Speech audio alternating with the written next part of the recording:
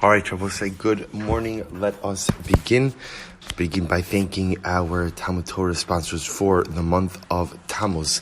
To thank Adam and Yudit Benzev for dedicating all of the shurim and drashos in honor of their children, Jake Sarina and Rosie.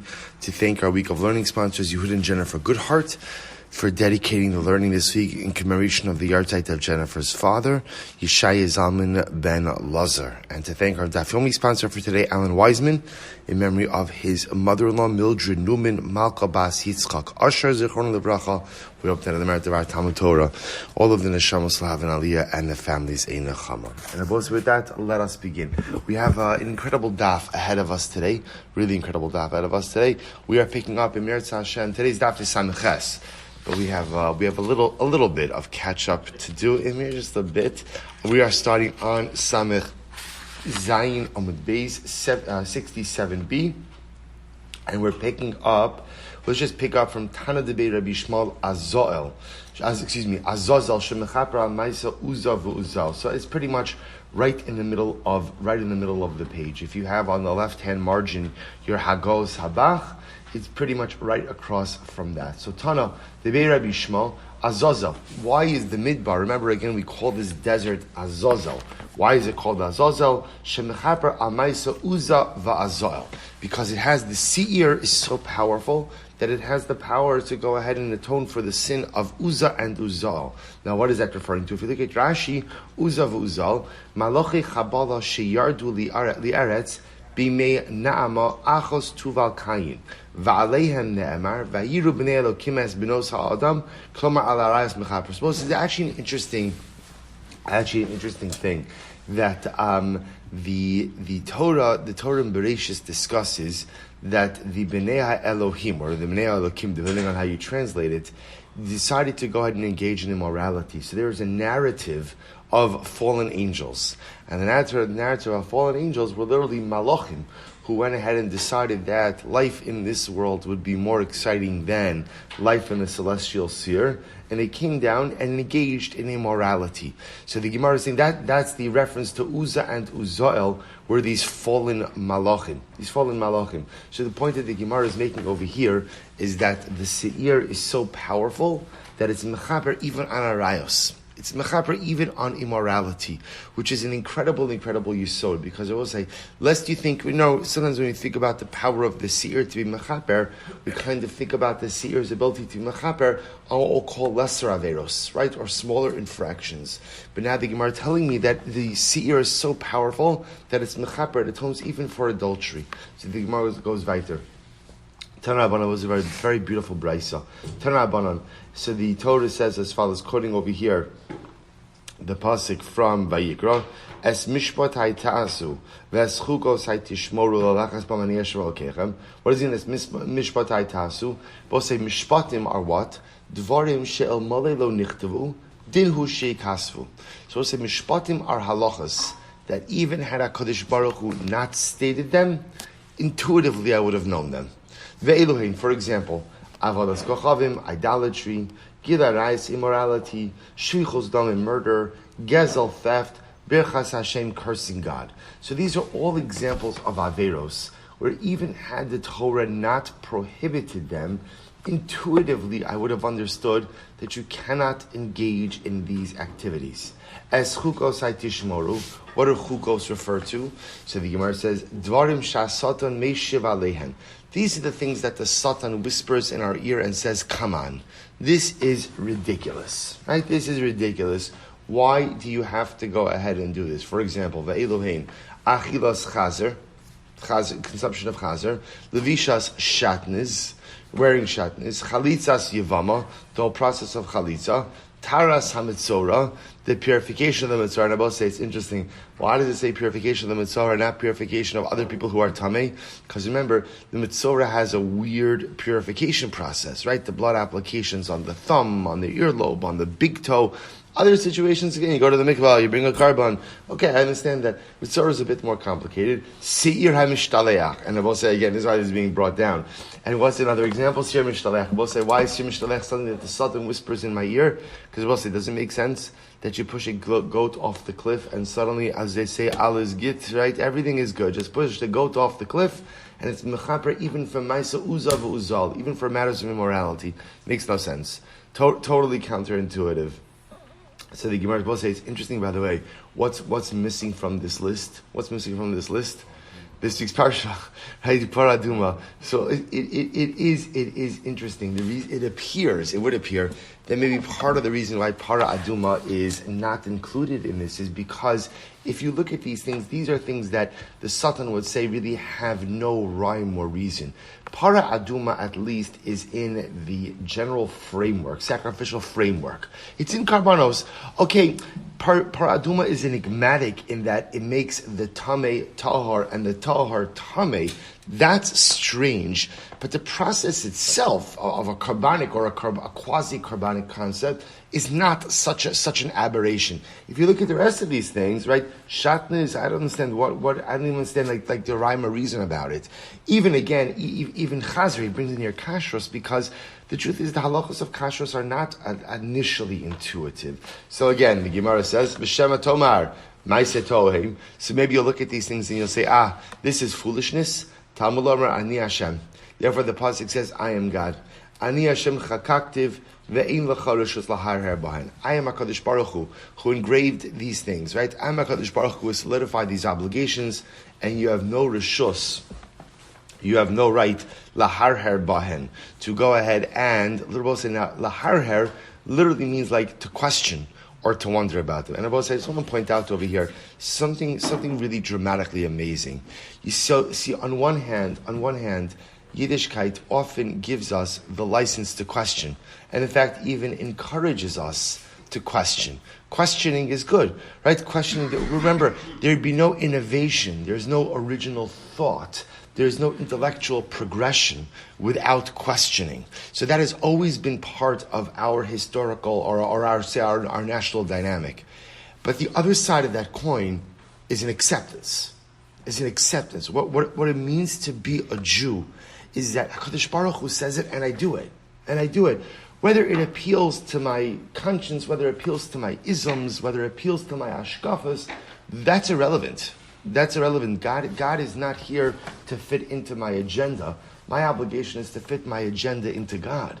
That's the job of a Jew, to follow the orders of the Ribono Shel Olam. And if HaKadosh Baruch Hu says it, I understand it, I don't understand it, Ani Hashem, I am HaKadosh Baruch Hu, and if I ask you to do something, you do it. So I just want to point out, it's this incredible dialectic.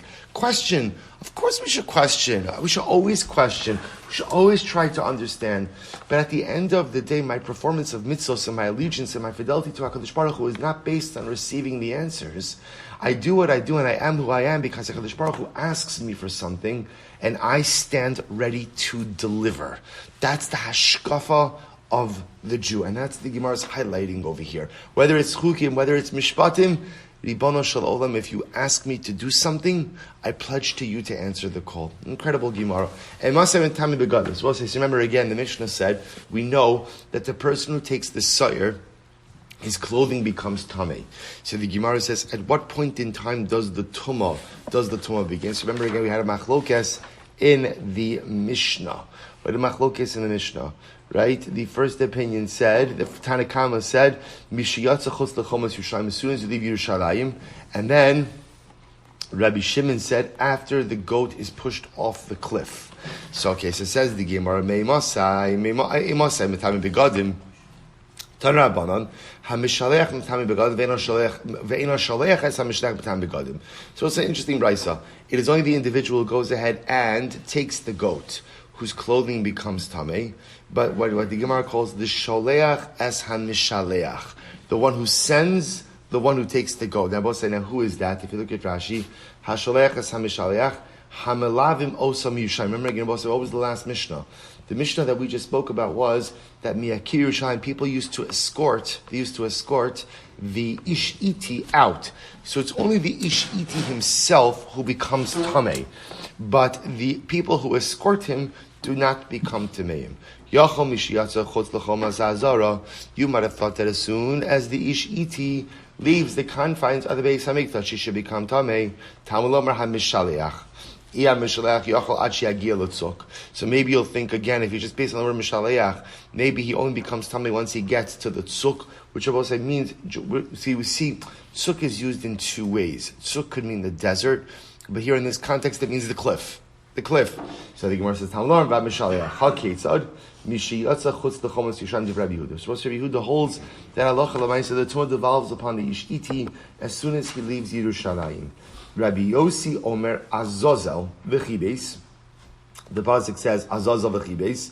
Right, we'll get to Azazel. The Gemara says Ad she'egiya l'tzuk. You only become tamei once you get to the cliff. Rabbi Shimon Omer v'Mishalech es ha'seir la'Azazel yichabes begadav. Zarko bebas rosh umetame begadin. Ultimately, I'm going to say he throws it. Now it's interesting. Bebas rosh bepashtus means right. He throws it head first. Umetame begadim, and at that point in time, it becomes tam begadim. So we'll say there isn't machlokes about how you throw the sire off the cliff. Because if you remember getting yesterday's daf, right, we saw backwards, so that I could see thank you, the string. The string also backwards because b'pashtos, that goat's going nowhere. If it sees someone came over to me in the shir yesterday and told me that goats have excellent traction. First thing I asked them is, how do you know that? Right? It sounds like you're making that up. But alright, but anyway, it makes a lot of sense. Right? So he said to throw a goat off the cliff head first. But in any event, it's a machlokes. It's a machlokes which way you're throwing the goat off. And I will say again, the way the Rambam paskins is that halacha l'maisa, we paskin like the Tanakam and the Mishnah, namely that Tumah devolves upon the individual. As soon as you leave the Choma, as soon as you leave the walls of Yerushalayim, ultimately, again, Tumah devolves upon the individual. I will say now, I'll point out something interesting over here. Actually, you know what? I'll save it. There's okay. You know what? I'll come back. I'll come back because we're going to make one more reference to the string turning white. So I'll share with you an idea when we get to that. Let's go to the Mishnah. It says the Mishnah. So continuing, we get the Kohen Gadol. So remember again, at this point in time, the Ish Iti is doing his thing. So remember, as soon as the Ish, so what's interesting to note is as follows: the Ish Iti leaves Yerushalayim and he's on his way to Azazel. The shaila now is like, what is the Kohen Gadol doing inside of the Beis Hamikdash? So here we go.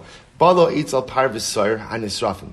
So we'll say the Kohen Gadol comes back to the Par and the Soyer, which are going to be burned. Now remember again, only thing he's done with the Par and the Soyer so far is what? Is sprinkled the blood. Right? Remember again, we've had three applications.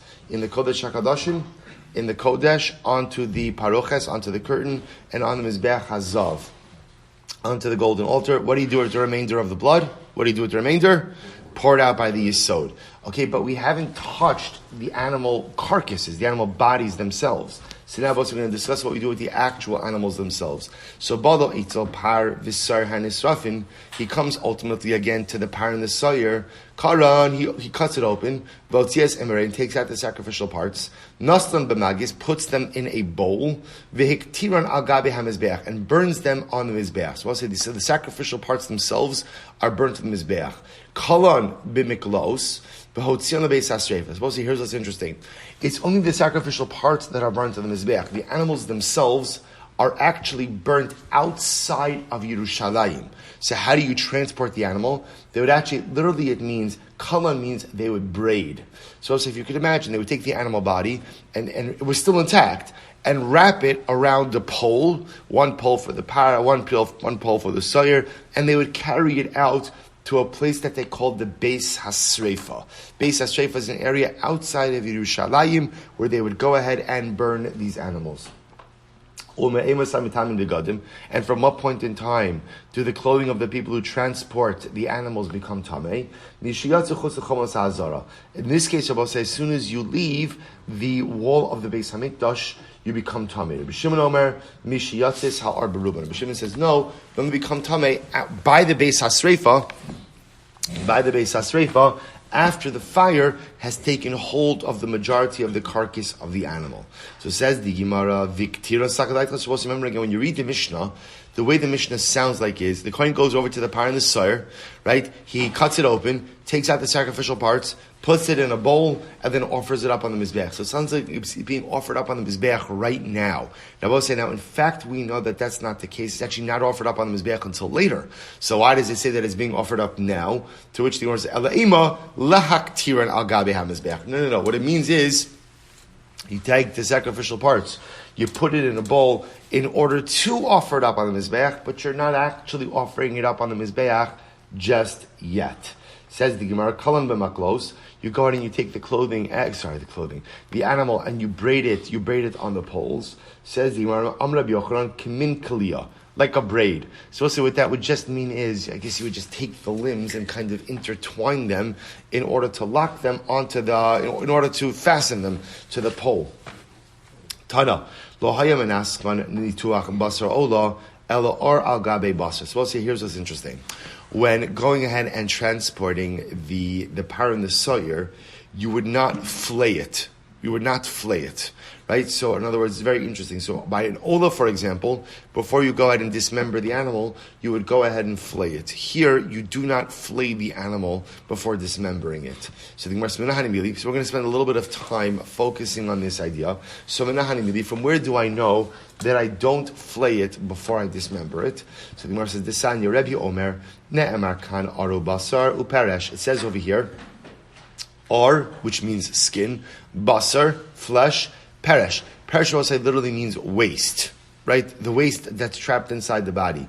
V'ne'emar lahalon, and it says over there, the over there, if you look at the last Rashi, ne'emar bepar kohen Mashiach. So we'll say par kohen Mashiach is the situation where the Kohen Gadol goes ahead and issues an erroneous ruling, and he himself acts on that ruling, and as a result commits an avera.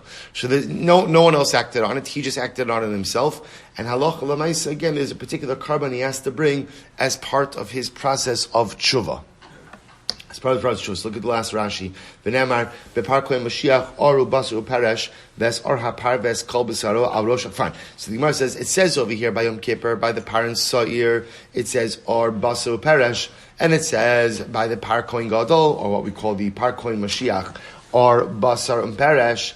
The Gemara says, top of Samaches, ma lahalon ayidei nituach velo ayidei hefshit. So we'll say by the par kohen Mashiach, you have to dismember the animal, the sacrificial animal, but you do not flay it.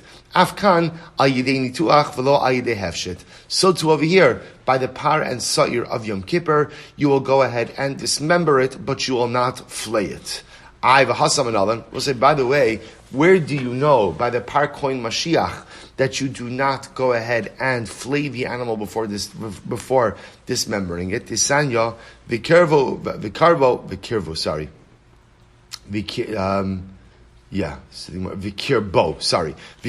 pirsho vahotzi. Malamid shemotzi shalim. So we'll say, because the pasuk says, literally again, it's inside, it's waste, you shall take out. That teaches me that the animal is removed intact. Malamid shemotzi shalim. Therefore, again, the Torah tells me that the par kohen Mashiach is taken out. Remember, because the par kohen Mashiach, like the par and the Sar of Yom Kippur, has its sacrificial parts offered up on the Mizbeach, but then the animal itself is burnt in the Beis HaSreifa. When the animal is taken out, it's taken out intact. So we'll say, now what does that mean? So we'll say, here's what's interesting. Remember, when you read the Mishnah, if you were to read, let's pause for just a moment. If you read our Mishnah, how do you assume the par and the Sar are being burned? Whole. Right? It's because, remember, the Mishnah makes no reference to flaying or to dismembering. The Gemara points out, we're going to learn out everything from the par kohen Mashiach. When you look at the Pesukim by par kohen Mashiach, it sounds like that halacha l'maisa, the animal is so, we know that the animal is taken out whole. Meaning, so they shech the animal in the Beis HaMikdash, sacrificial parts are offered up on the Mizbeach, and now the animal itself is taken out to the Beis HaSreifa. Now we know, Aleph, it's taken out whole. Yachol Yisrafan Ushalim, you might have thought therefore it's burnt whole as well. Ne'emar kan Rosha Ukrav, V'ne'emar lahalon Rosh Ukraim. So we'll say, it says over here, by par kohen Mashiach, literally again, its head and its legs. And it says by carbon ola, its head and its legs as well. Ma lahalon ayidei nituach, just like by ola, the animal is dismembered before it is burned. Afkan al yedei nituach. So too over here, by par koin Mashiach, the animal is dismembered before it's burned. Ima lahalon ayidei hefshit. Afkan ayidei hefshit. But 1 second. The olah on both sides, before it's dismembered, is also flayed. So maybe just like the olah is flayed, so too the par koin Mashiach should be flayed as well. Talmud lomar, the kirba uparsho. So we'll say, ma Talmud, what does that drasha mean, the kirba parsho? Amra papa, kishem shepirsho bekirbo, to teach you that the same way that the waste is contained in the body, kach bisaro ba'oro, so too the flesh is contained in the hide, i.e. the hide is not removed. So we'll say, essentially what comes out is as follows. That we learn out from Parakoin Mashiach that halacha l'maisa, an animal is dismembered before it is burnt.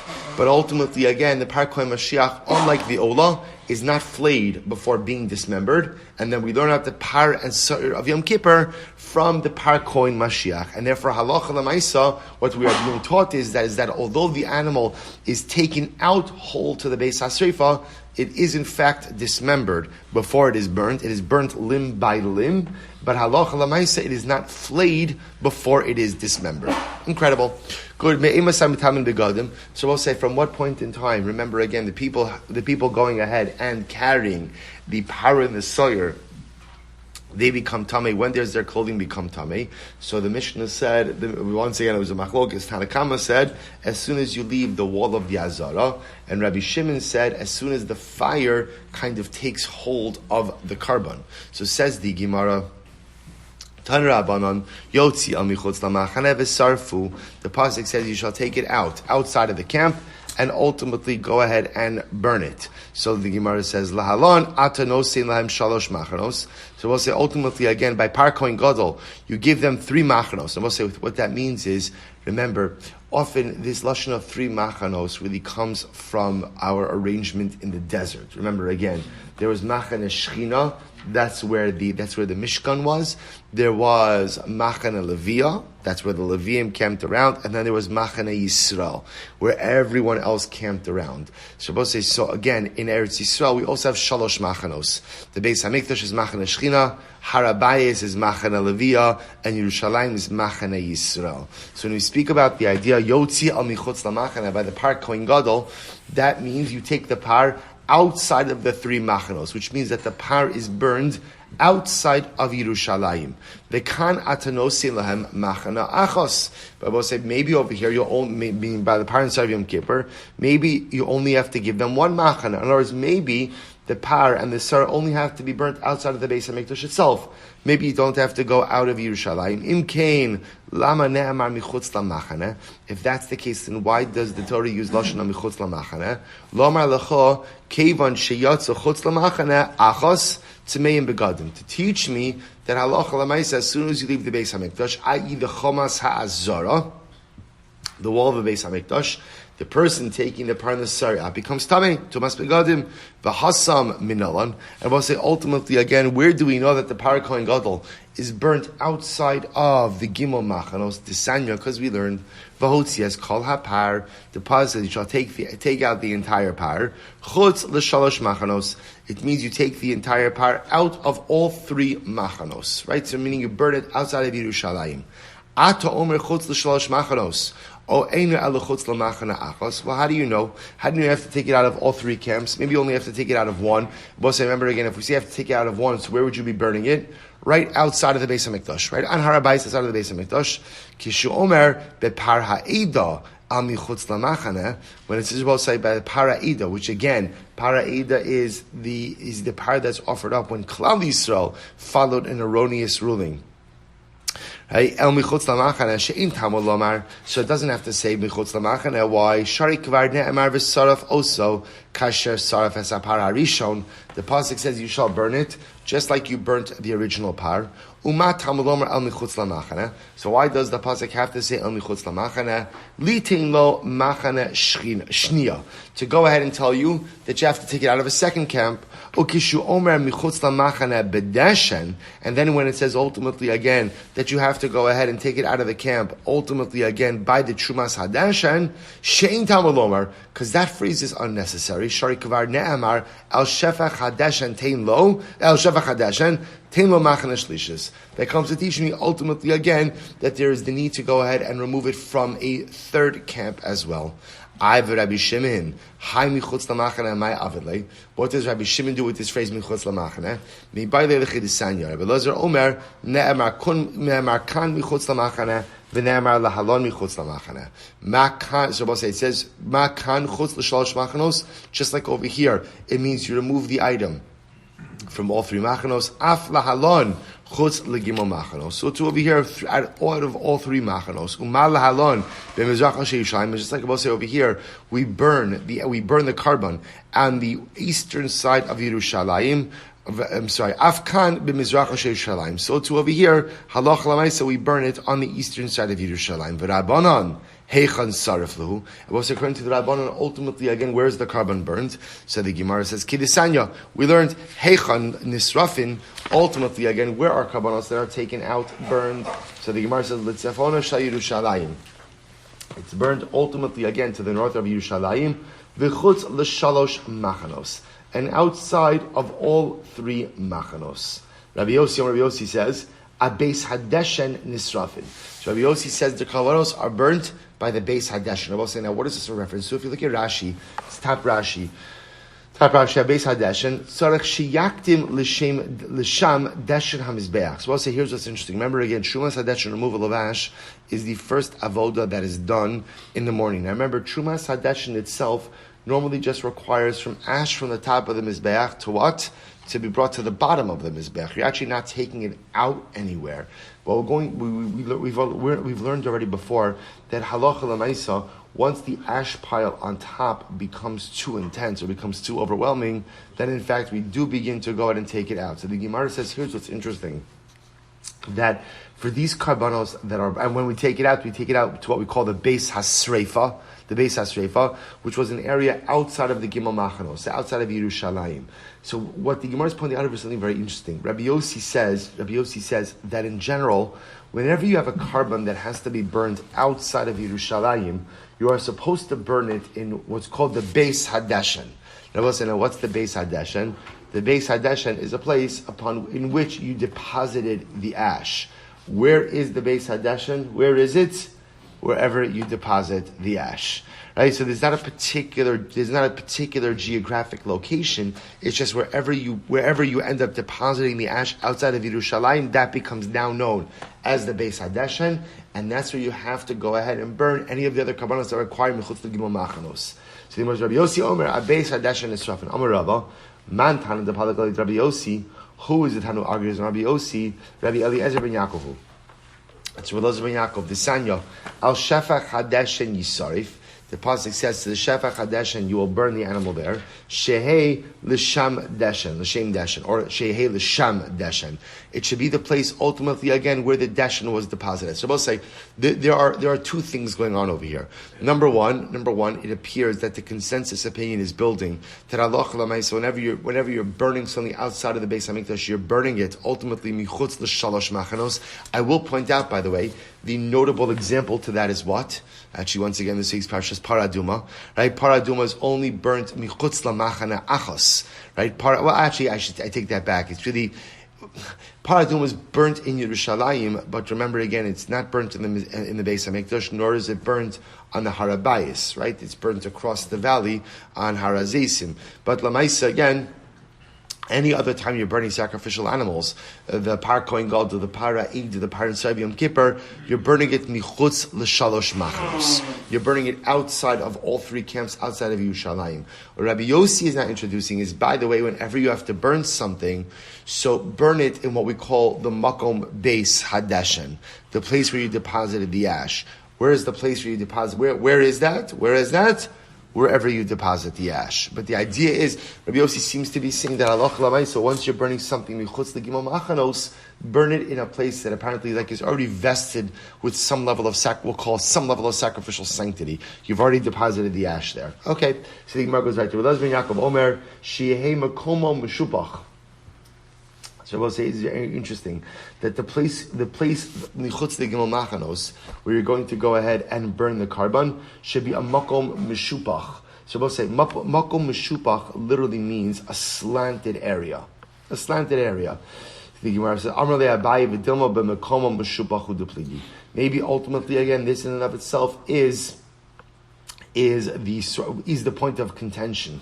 That are there any topographical obligations for this place or topographical criteria for the place in which you're going to burn the carbon michutz lamachana? It's interestingly enough, Rebbe Lezer seems to say we want a makom meshupach, a slanted area. I guess things could slide off a little bit easier. So again, that could be the source of machlokas as well. Good. 10 Rabbanim. So we'll say now we go back to the Brisa.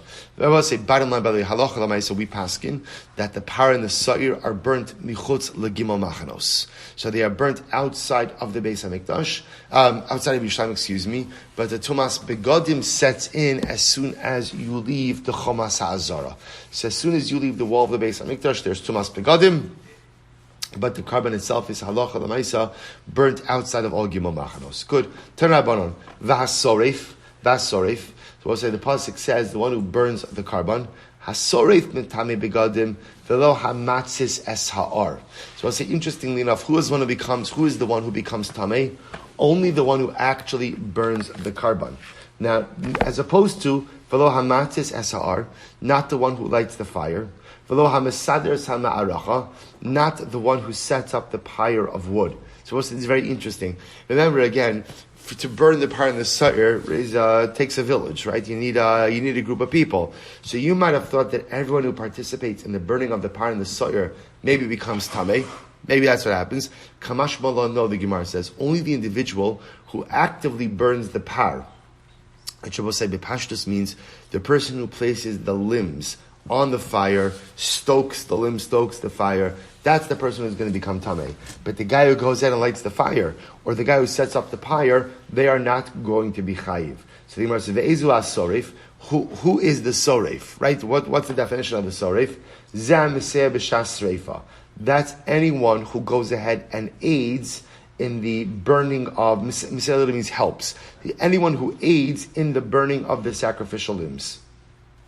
So the Gemara says, Yachal af mishenasu efer. So let's say, now what's interesting about this is as follows. So what this does sound like is, let's say Ruvain's the one who places the limbs on the fire. So clearly again, he's going to become tamei. And then Shimon comes along and what's he about to say? When you burn anytime you burn sacrificial pieces, you need to what? You need to move it around. So it sounds like over here that halacha l'maisa, if Shimon were then to come along and let's say turn over the limbs so it burns faster, that Shimon would be tamei as well. Anyone who is engaged in the active burning of the limbs will become tamei. So this is interesting. Yachal af mishenasu efer. We'll say, what about if you aided in the burning after it already became ashes? So let's say again, the limb already became ashes, and right, Ruvain put it on the fire, the limb already became ashes, then Shimon comes along and moves the ashes around. So you might have thought that Shimon becomes tamei. So the Gemara says, Osam. Therefore the pasuk says Osam. Osam etamin begadim v'lo mishenasu efer etamin begadim. It is only when the limbs are in existence, right? Only when the limb is a limb, right? Only when there is sacrificial basar that ultimately, again, it conveys tumah. But once it turns to ash, even if you do something about it or do something to it, halacha l'maisa, there's no tumas begadim in that situation. The Gemara says, Rabbi Lazar, Rabbi Shimon Omer, hapar mitame mitach habasar eino mitame. So this is very interesting. So Rabbi Shimon says the par, the limbs themselves are what convey tumah. In other words, we'll say when we say the limbs, meaning that when you go ahead and you put the limbs on the fire, or for that matter, again, manipulate the limbs on the fire, that's when there's tumah. Nitach habasar eino mitame begadim. I will say now in this context, beforehand, the word nitach meant what was the word? Dismembering, right? Dismembering. Here, right, Rashi points out that the word nitach means decomposed. Decomposed. So what happens again if the limbs became decomposed? Nitach habasar Eino Matan Begadim. So I will say, so this is very interesting, because Rabbi Elazar Rabbi Shimon says as follows: the only time that halacha lamaisa the limbs convey tumah is when you're manipulating the limbs, existing limbs on the fire. But once the limb decomposes, even though again it's still extant, in other words, you can still see it, halacha lamaisa doesn't convey tumah. And I will say, so it appears that we have a machlokes over here, because remember again, in the first statement in the Gemara, first statement in the Brisa said, whoever goes ahead and places the limb or manipulates the limb on the fire ultimately becomes tamei tumas begadim. But then the Mishnah said, the Brisa says that what? Once the limb become ashes, if you manipulate it, then what? You don't contract tumas begadim. Yet, Rabbi Elazar Rabbi Shimon comes along and says, once the limb has decomposed, you no longer contract tumas begadim. So it appears that there's a machlokes. So the Gemara says, "My benayu, what's the practical difference in these two opinions?" I'll tell you. Ika benayu, the shavia charucha. Both say, what happens after the limb is just a charred block of flesh? Does it convey tumas begadim if you go ahead and manipulate it or move it while on the fire? According to the first opinion on the Brisa, the answer would be yes. Because according to the first opinion, the meat conveys tumas begadim until when? It's reduced to ash. However, according to Elazar Rabbi Shimon, the answer would be no, because once essentially it's reached the stage of decomposition, then halacha l'maisa, it conveys tumas begadim. We'll say so. An interesting machlokes until what point in time the par and the sar convey tumas begadim. The Rambam paskins like the first opinion in the Brisa, namely that halacha l'maisa, the meat of the par and the sar, the flesh, will convey tumas begadim until it is reduced to ash. So whoever manipulates that on the fire until it becomes ash contracts tumas begadim. Incredible. So we'll say back to the Kohen Gadol. This is really fascinating. Amru lo the Kohen Gadol. So we'll say, so now remember again. They say to the Kohen Gadol as follows: Higia sa'ir lemidbar. They tell the Kohen Gadol, good news. The Sa'ir has reached the Midbar. The Ser Mishdayach has reached the Midbar. So the Gemara says, by the way, Minayin, first of all, before we do that, look at Rashi. Amrullah Kohen Gadol, She'ena Rashi Lahaskal Ba'avod Acharis Ad She'egia Se'er LaMidbar, Shenamar V'Shilachas HaSe'er BaMidbar, V'achar Kach, V'eschil V'chatas Yakim V'zyecha. So also I want to point out something very interesting. Before the Mishnah said, he goes over to the part of the Sa'ir, he cuts it open, takes out the sacrificial parts, and remember, he puts it in a bowl. But the Gemara made it very clear that what didn't he do yet? He did not offer it up on the Mizbeach. Why not? You cannot offer up the sacrificial parts of the part of the Sa'ir until you know for sure that the Ish Iti reached the Midbar. He's got to reach the Midbar, because that's the progression of the Psukim. So the Mishnah now says, they would tell the Kohen Gadol, by the way, the Ish Iti, he reached the Midbar. Good news. He reached the Midbar. And therefore you could continue with the burning of the sacrificial parts. The Mishnah says, by the way, Minayin hayu yodin she'egia sa'al Midbar. How do you know that? How do they know? Remember again, it was we pointed out, it's about 6 miles away. How did they know that he reached the Midbar? So the Gemara says, Dirkos hayu osin umanifin bisudarin v'yodin she'egia se'er Midbar. So they had Dirkos. We'll say, what are Dirkos? Look at Rashi. Dirkos b'nei adam omdim Yerushalayim l'tzuk. They had individuals ultimately again who stood from Yerushalayim to omdim Yerushalayim l'tzuk. So individuals who were stationed between Yerushalayim and the tzuk and the cliff. And what would happen? B'chtei sheyira as simano shalzeh umanifin osa smucha l'midbar b'sudarin v'zeh samuch lo roa umenif kamhu v'roach haveiro hasamuch l'Yerushalayim Dirkos. Let's listen to this. They waved flags. They had a bunch of people set up between Yerushalayim and the cliff. And we're going to see actually doesn't even have to go all the way to the cliff. And essentially, again, they would wave a flag. One guy would wave a flag. And again, they would set off a wave of flags until they saw in Yerushalayim that ultimately the individual had reached. He had reached the Midbar. So the Gemara says, V'yodah she'egia se'er Midbar. Am Rabbi Yehuda, V'alo simen gadol hu miYerushalayim v'ad beis chaduro, 3 minutes. So Rabbi Yehuda says, the truth is there's an easier way, you don't have to rely on flags. Right? What was the easier way? We'll say, from Yerushalayim v'ad beis chidudo, 3 mil. So we'll say, in general, to get from Yerushalayim to the beginning of the desert. Rosh Hashanah is the beginning of the desert. So to get from Yerushalayim, from the Beis HaMikdash, or from Yerushalayim, I should say, to the beginning of the desert was a distance of 3 mil. 3 mil. So we'll say, what would they do? Holchin mil. Now remember again, in the last Mishnah, we already learned that what? That people would escort the Ish'iti for a mil. So they would escort him out a mil, and then what? V'chozrim mil. They would then have to walk back a mil. V'shohin kidei mil. And then they would wait the amount of time that it takes to walk a mil. So we'll say, in other words, what Rabbi Yehuda is saying is, you don't need flag wavers. There's a pretty easy way to just understand that we know how much time it takes. It's a distance of 3 mil. We know how long it takes to walk 3 mil. So there are already people escorting the Ish'iti 1 mil. So they're going 1 mil, coming back another mil. So that's already 2 mil. If we just wait the amount of time that it takes to walk a 3rd mil, we can be confident that ultimately, again, the Ish'iti has already reached the midbar. But I'll say it's interesting. The Yodin Shegiya Ser the Midbar. And ultimately, again, we know that the Sa'ir got to the Midbar. So we'll say, it is interesting that Rabbi Yehuda would say that pretty much you could rely on an estimation. In other words, I will say, remember, the beauty of the flag approach is what? Right? You know definitively. Right? First of all, I'll say 2 things. You know definitively what time, right? When, and also you know definitively, again, everyone knows when you're traveling with a goat, so many things could come up, right? There's so much stuff, bathroom stops, right? Different things like that. Who knows what has to happen with a goat, right? So it's interesting that Rabbi Yehuda pretty much allows you just to operate based on a calculation of time, which is really fascinating. Maybe you build in a cushion, right? I don't know, right? But it is interesting that Rabbi Yehuda just allows you to operate based on estimation of time, whereas the Tanakhama will say, why rely on why do you have to rely on estimations?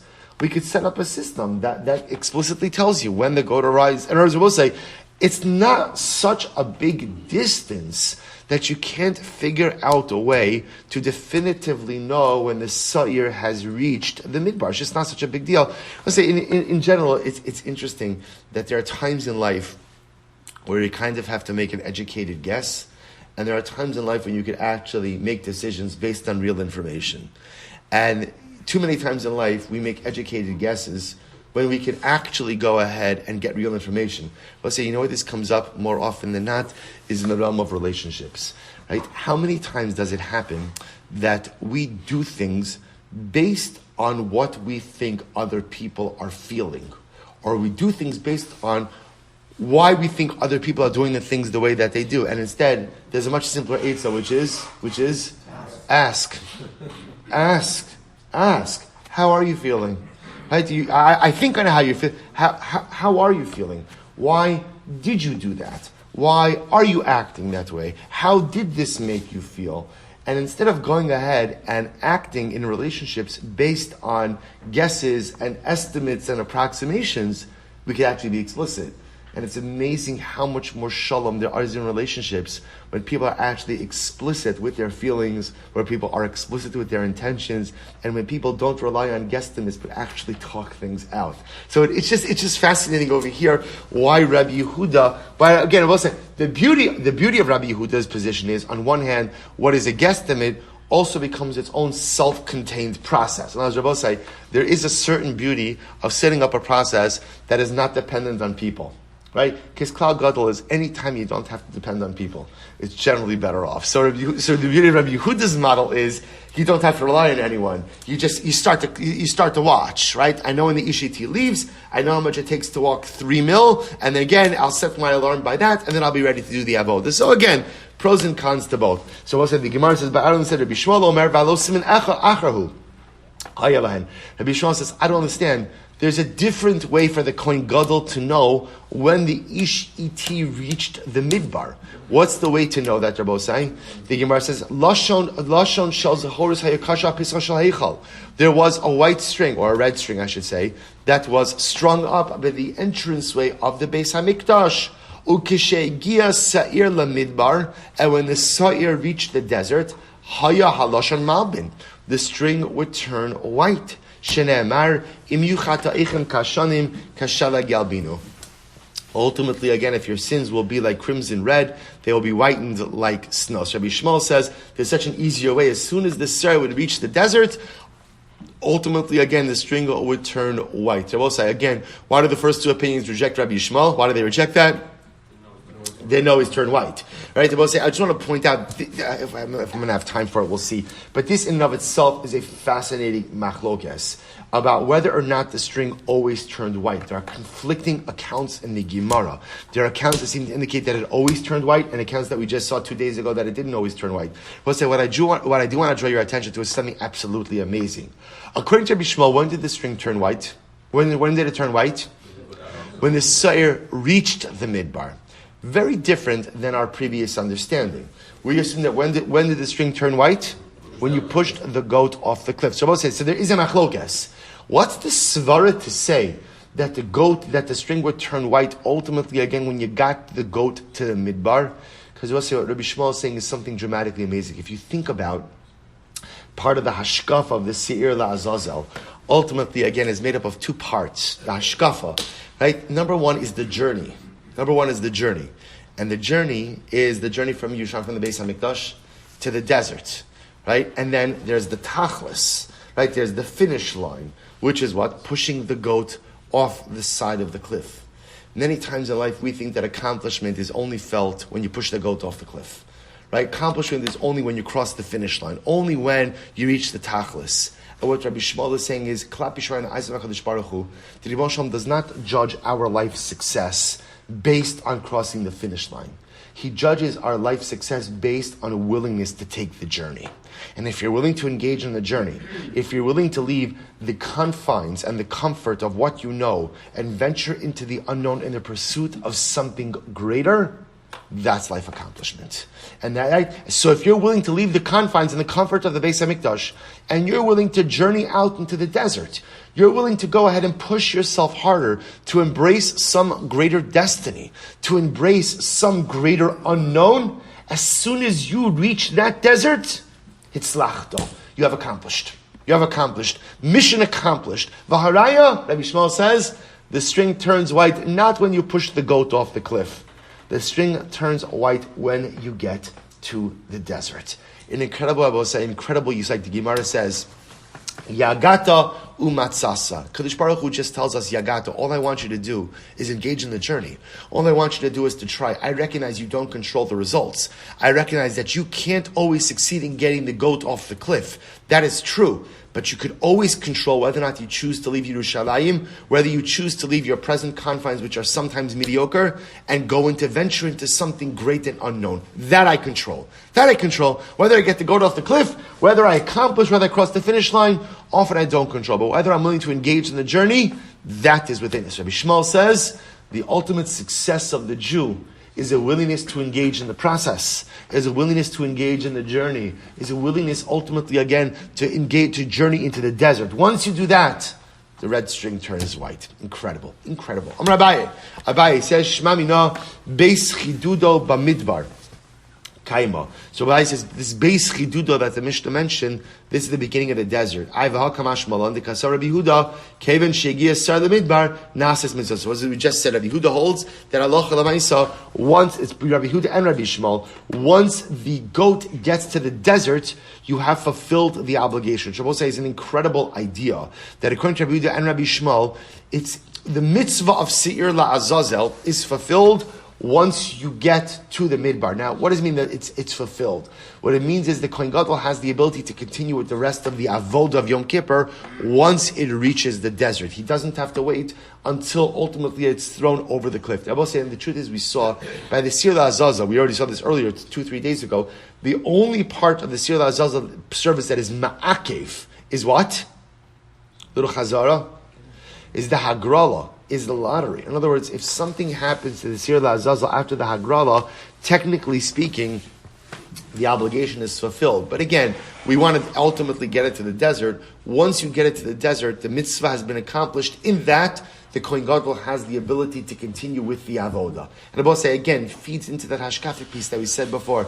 The mitzvah of the Seir LaAzazel is to venture from the known into the unknown. The mitzvah of the Seir LaAzazel is to embrace your destiny by leaving the comforts of what you know and journeying into something else in the pursuit of some type of personalistic greatness and holiness. So once you leave Yerushalayim, and once you get into the desert, ultimately again, na'asis mitzvaso. Because I will say the most life-affirming lesson in Yiddishkeit is that all HaKadosh Baruch Hu wants from us is effort. He doesn't judge us by results because He knows better than anyone else that so often in life I don't control the results. The only thing I control is a willingness to take the journey. The only thing I control is a willingness to expend the effort. Incredible. Hajjun alach shnei sir. I will say mazel tov. Mazel tov, mazel tov. New parak. Bala Kohen Gadol likros. Rabbi will say now, continuing with the avoda. The Kohen Gadol will say now this Kriyas HaTorah. Kriyas HaTorah. I'm sorry, by the way, I want to apologize in advance. There's no half Torah, so you'll have to wait for Kiddush until afterwards. I apologize about that. But Emir Hashem, but no break, but Emir Hashem Kriyas HaTorah. So Bala Kohen Gadol likros. So the Kohen Gadol now comes to go ahead and engage in Kriyas HaTorah. Imratza likros bebig day bots korei. So I'll say, now here's what's interesting. Is we're going to see what is this Kriyas HaTorah? Is this part of the avoda, not part of the avoda? So it's interesting because the Mishnah says as follows: if he wants to read big day bots, Rabbi will say are his white linen clothing that he wears during the avoda, big day kahuna. So if he wants to wear his big day kahuna, he wears big day kahuna vimlav, and if he doesn't want to wear his big day kahuna, kori be'itztelis lavan mishalo. He could wear his own white clothing. Right, he wears his own white clothing. So others will say what's interesting over here is if he wants to wear big day kunik or a big day kuna. If he wants to wear his own clothing, he wears his own clothing. Chazan HaKnesses no tel Sefer Torah, v'no tel Rosh HaKnesses. We'll say listen to this. So the Chazan HaKnesses, so I will say the person in charge of the Beis HaKnesses. So I will say if you look at Rashi says over here Beis HaKnesses. Rashi says Hayasamuch la'azara b'har habayis. There was a shul. Ultimately, again, next to the Azara on the Har Habayis. Isn't that incredible? I want to tell you, I am applying for that job in Yirtzeh Hashem, right? If they're looking for someone, I will say, can you imagine, right, having that shul over there, right? On the Har Habayis, the young Israel of the Har Habayis, right? Whatever it is, right? Absolutely incredible. So there is a shul on that, which I will say also tells you something very interesting. Just about you'll ask yourself, why do they need a shul right outside of the Beis Hamikdash? So first of all, there's always somebody who's not going to daven somewhere, right? I don't daven here. I daven at the. So again, it is interesting. It tells you also about the role of a Beis Haknesses. The Beis Hamikdash is not a Beis Haknesses. They're two very, very different things. Again, not our topic for now, but it is fascinating that there is a Beis Haknesses, there is a shul on the Har Habayis. So the Chazan HaKnesses, what does he do? Notel Sefer Torah. So they took the Sefer Torah. V'nosel the Rosh HaKnesses. He gives it to the Rosh HaKnesses. So we'll say, so the Chazan HaKnesses, Rashi says the Shamish, right? This is the attendant. He gives the Sefer to the Rosh HaKnesses. Now we'll say, this is great. Who's the Rosh HaKnesses? Rashi says, Al Piv Nechtachin Tzarchei HaKnesses. This is the most important guy in shul because he decides what's going to happen in shul. Mi maftir, who gets Daf Torah, mi pores al shema, who davens for the amid, mi over lefnei ateva. Right, so I'll say, who is this? The Gabbai. Right, so some things haven't changed. The Gabbai is the most important person in shul. Right, so he decides who gets all of the kibudim. So the Chazan, the Shamish, gives the Sefer Torah to the Gabbai. The Rosh HaKnesses nosno the Skan, and the Gabbai gives it to the Skan Kohen Gadol. Vaskan nosno the Kohen Gadol, and the Skan gives it ultimately again to the Kohen Gadol. Say, if this sounds familiar, remember again, there's a similar Mishnah Maseches Megillah that also highlights what happened during Hakel, right? By Sukkot time, by the Kriya. In the year after, it'll be next year, right? Because this year is the Shemitah year. In the year after Shemitah, they would do Hakel. So a very similar process was outlined. So the Skan would give it to the Kohen Gadol. The Kohen Gadol, the Kohen Gadol would stand up and receive the Sefer Torah. The Korei, and what would he read in the Sefer? Achremos v'ach ba'asar. So also he read Achremos, which again is the section of the Avoda, and Ach ba'asar in Parshas Emor, which is the section about Yom Kippur, v'godol Sefer Torah umaniach b'cheiko, and he would then roll up the Sefer Torah after the Kohen Gadol read these two sections. We're going to see Abba say actually he read Achremos from the Sefer, and read the section of Ach Ba'asar in Emor, he read it Baal Peh. We'll see this. Then he rolls up the Sefer, Maniach B'cheiko, he holds the Sefer. So you have to imagine the scene, how moving it must have been. The Kohen Gadol wearing his white clothing, whether his big dick on his own clothing, he just did the Kriyas HaTorah, he rolled up the Torah, he's holding the Sefer Torah. V'omer, Yosir Mimasheh Karasi Lifnechem Kasuf Kan. There is more, much more than what I have read before you, that's written in this scroll. We'll see exactly what the meaning of that statement is. And I will say the section in Parshas Emor that outlines that goes through Yom Kippur, the sacrificial parts of Yom Kippur, he read that Baal Peh. He makes 8 brachas, Rabbosai, on the Kriya. Ala Torah, v'al ha'avoda. Again, we'll go through all of these brachas. A bracha on Torah, a bracha on Avoda. Now it's actually interesting. Rashi says over here, Ala Torah is the bracha of Asher Nasan Lanu, which is the second bracha, the bracha we say after an Aliyah. Al ha'avoda, which is the bracha of Ritzei, the bracha of Va'al Ha'odah, which is Modim, Va'al Mechilas Ha'avon, Machal La'avon Osil B'Yom Kippurim Hazeh, the bracha that says, forgive us for all of our Averos, Va'al HaMikdash B'Fnei Atzmo, then there was a bracha for the Beis HaMikdash by itself, and there was a self-contained bracha for the Beis HaMikdash, V'al Yisrael b'fnei Atzman, and a bracha for Klal Yisrael. V'al Yerushalayim b'fnei Atzman, and for Yerushalayim. Also, we'll see all of these brachas in the Gemara. V'al Kohanim b'fnei Atzman, and ultimately again a bracha for the Kohanim as well.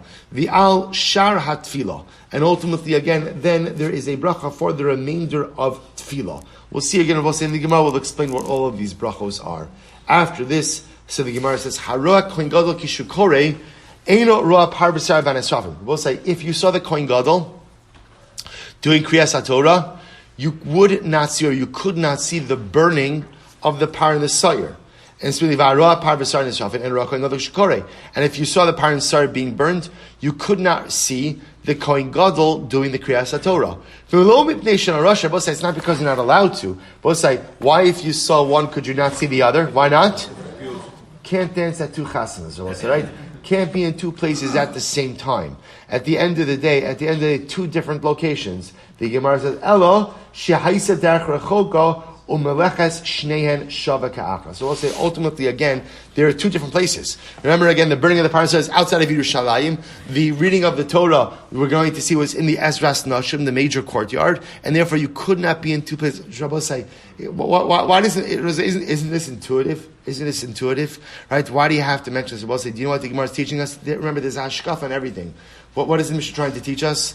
So say, you can't have everything in life. You can't have everything. And whenever you choose A, by definition, you're sacrificing B. See, we don't like the word sacrifice, because sacrifice, no one wants to have to give something up. But every time you make a decision, you're making a sacrifice. So if you chose to see the Kohen Gadol doing the Kriyas HaTorah, you could not see the Par and the Sayr. And if you chose the Par and the Sayr, you cannot go ahead and see the Kohen Gadol. Life is filled with choices. And whenever you choose one thing, you have to give up something else. Chazal teaching us, be careful what you choose and be careful what you give up. Because there is no such thing as a choice without a sacrifice. And all too often we make choices and we don't contemplate what we have to sacrifice as a result of that choice. And then we look back and we regret the decision because of what we had to sacrifice. Before you choose, think about what you're choosing, but also think about what you have to give up and make an informed decision. Says the Gemara, Mediktani be'etztilas lavan mishelo michlal dekriya lavavodehi vekatani matzalikros big day boots kori shamas mina big day kuna nitu. So listen to this. So the Gemara begins the discussion, which we'll have to continue into tomorrow. But I will say the Gemara says the Mishnah is a bit enigmatic because the Mishnah says, if the Kohen Gadol wants to wear his own clothing for the Kriyas HaTorah, he has the ability to do so, right? Which sounds like what? The Kriya is not part of the Avoda. Because if the Kriya was part of the Avoda, then what would be the halacha? What would be the halacha? You must wear big dekuna. In other words, we'll say there's no option. You have to wear big dekuna for Avoda. The fact that it says he could even wear his regular clothing indicates to us that it's not an Avoda. Midiktani b'etz this lavan mishalo mechlad dekriya lav avodahi. Vikatani, yet the same Mishnah says, Im notza likros bevig day boots Korei, that if he wants to go ahead and do the kriya with linen clothing, he has the ability to do so. So we'll say, which sounds like even though reading is not an avoda, if he wants to wear big day kahuna, he has the right to do so. What do you see from this statement? Shamas mina, big day kahuna nitnu lehanos bahen. We'll say, it sounds like what? That you are permitted to go ahead and get hana from big day kahuna. Right? I will say, because remember, what does that mean? If you weren't allowed to get hana from big day kahuna, then what? Then Allah Chalamaisa, you shouldn't be able to wear them during the avoda. The fact that you can wear it during the avoda tells us that you're permitted to get hana from big day kahuna. We'll stop over here. I'm going to leave you on that, on this question. We'll pick up a minute. I just want to give you coming attractions tomorrow. Tomorrow, dramatically amazing daf.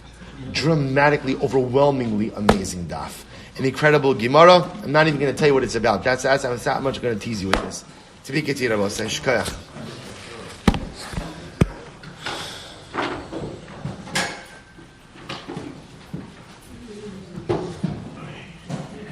Opportunity to say I'm leaving you on a cliffhanger. You know what? Like 240? My colleague said it to me yesterday. So